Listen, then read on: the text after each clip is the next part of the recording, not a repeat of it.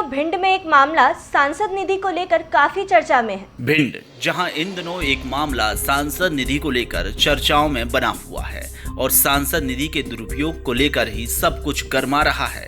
लेकिन पूर्व में प्रकाशित खबरों के अनुसार अगर सांसद निधि का दुरुपयोग हो रहा है तो मौका स्थल पर जब वॉइस ऑफ राइट्स की टीम पहुंची है तो कुछ मामला और ही देखने को मिला।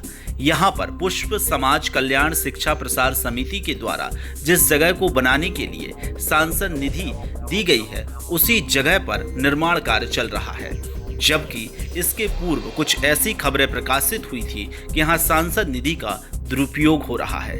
हकीकत तो यह है कि पुष्प समाज कल्याण शिक्षा प्रसार समिति के अतिरिक्त कक्ष बनाने के लिए जिस जगह पर परमिशन मिली है और जहां सांसद निधि का उपयोग हो रहा है वह पूरा कार्य सही दिखाई दे रहा है और उस क्षेत्र में अभी फिलहाल कार्य भी प्रगति पर है। तो ये बात सही है कि PMKY के लिए मैडम जब आई थी तो उद्घाटन के लिए तो मैंने उनसे रिक्वेस्ट की थी अतिरिक्त कक्ष बनाने के लिए।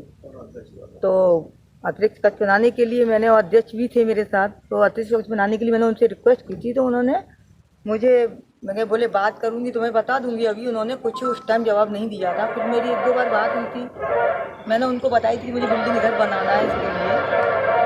तो उन्होंने मेरी बात करूँगी, फिर मैं उनसे बात हुई थी एक दो बार, तो मैडम ने दे दिया मुझे अतिरिक्त कक्ष बनाने के लिए, बिल्डिंग बनाने के लिए, मेरे अतिरिक्त कक्ष के लिए बिल्डिंग मंजूर कर दिया उन्होंने 25 लाख। एक समाचार पत्रों में एक खबर प्रकाशित हुई थी जिसके द्वारा बताया जा रहा है कि बिल्डिंग जो है वो पूर्णतः पहले से बनी हुई है, लेकिन जो पैसा आपको अतिरिक्त कक्ष बनाने के लिए स्वीकृत हुआ है उसका पूर्णतः दुरुपयोग हो रहा है।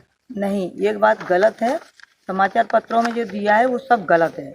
ये बात बिल्कुल सही नहीं है। जो समाचार पत्रों में दे रहा है वो पुरानी बिल्डिंग जो मेरी 10 साल पुरानी बनी हुई है उस बिल्डिंग का बाहर का पोर्शन दिया जा रहा है, जबकि मेरी बिल्डिंग इसको दिखाया जा रहा है।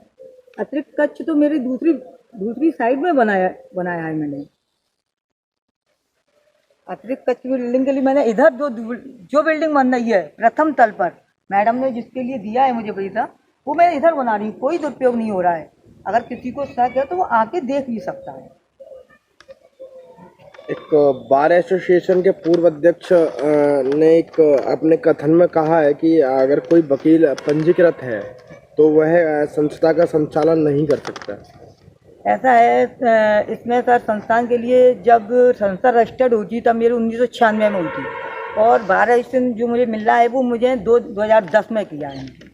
तो इसकी जानकारी मुझे इतनी नहीं है। अगर कुछ ऐसा होगा जानकारी करूँगी तो फिर मैं नियम के अनुसार जो भी होगा वो मैं करूँगी। एक आरोप और है, आपके पति राजेश गुप्ता जी जो हैं वो योजना मंडल कार्यालय में पदस्थ हैं। तो ऐसा मानना है कि उन्होंने अपने पद का दुरुपयोग किया है और आपको ये लाभ पहुंचाया है। ऐसा कुछ नहीं है। संस्था मेरे नाम से थे, मैं उसमें सेक्रेटरी हूँ।